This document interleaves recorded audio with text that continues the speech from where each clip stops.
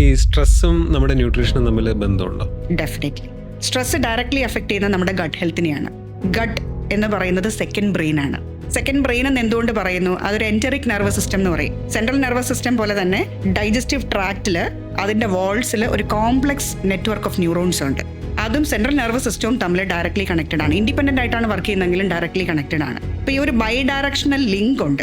ബ്രെയിനും ഗട്ടുമായിട്ടുള്ള ഒരു direct access ഉണ്ട്. അതാണ് ഗട്ട് ബ്രെയിൻ ആക്സസ് എന്ന് പറയുന്നത്. തോന്നൽ മാത്രമല്ല.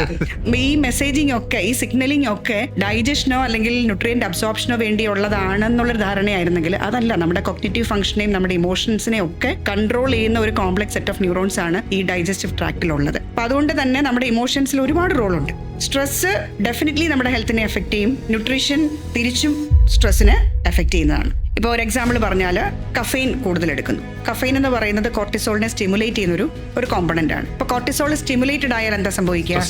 സ്ട്രെസ് കൂടും. നമ്മൾ കൂടുതൽ ആക്റ്റീവ് ആവുകയും ചെയ്യും, സ്ട്രെസ് കൂടുകയും ചെയ്യും. പക്ഷേ ചില സ്ട്രെസ് കൂടുന്നോണ്ടല്ലേ കോഫി കുടിക്കുന്നത്? അതാ ഞാൻ പറഞ്ഞത് തിരിച്ചും. അതുകൊണ്ടാണ് ഞാൻ പറഞ്ഞത് തിരിച്ചും അങ്ങോട്ടും ഇങ്ങോട്ടും അതിന് കണക്ഷൻ ഉണ്ടെന്ന് പറയാൻ കാരണം. കോഫി കുടിക്കരുതെന്ന് പറയുന്നില്ല. കഫെയിൻ എപ്പോഴും കഴിയുന്നിടത്തോളം ഉച്ചയ്ക്ക് ഒരു 2 മണിക്ക് മുമ്പ് കൺസ്യൂം ചെയ്യാൻ നോക്കുക. അതിനുശേഷം ആകുമ്പോൾ നമ്മൾ കൂടുതൽ ആക്റ്റീവ് ആവാനുള്ള ഒരു ടെൻഡൻസി വരും. അതിന് നമ്മുടെ സ്ലീപ്പിനെ ഡിസ്റ്റർബ് ചെയ്യും. സ്ക്രീൻ ടൈം പോലെ തന്നെ നമ്മൾ എത്ര സ്ക്രീൻ ടൈമിൽ നിന്ന് ഡിറ്റാച്ച് ചെയ്യുന്നോ അത്രയും നമുക്ക് സ്ലീപ്പിന്റെ ക്വാളിറ്റി ഇമ്പ്രൂവ് ചെയ്യും. അതുപോലെ തന്നെയാണ് കഫീൻ്റെ കാര്യത്തിൽ.